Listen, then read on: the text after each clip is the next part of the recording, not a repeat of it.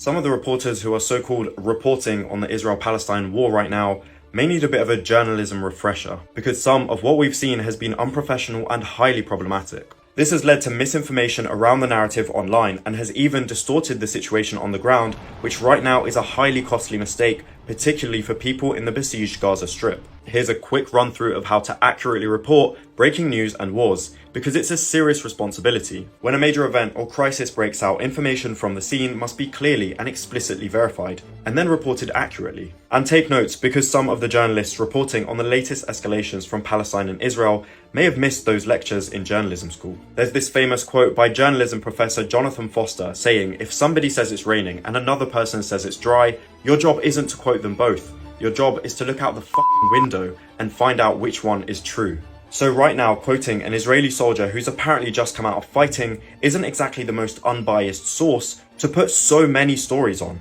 And Sky News' international affairs editor said the story about babies being beheaded in Kfar Aza in Israel is based on one live report from one Israeli reporter and has not been corroborated by officials, but it has been reported as fact around the world by experienced journalists who should know better.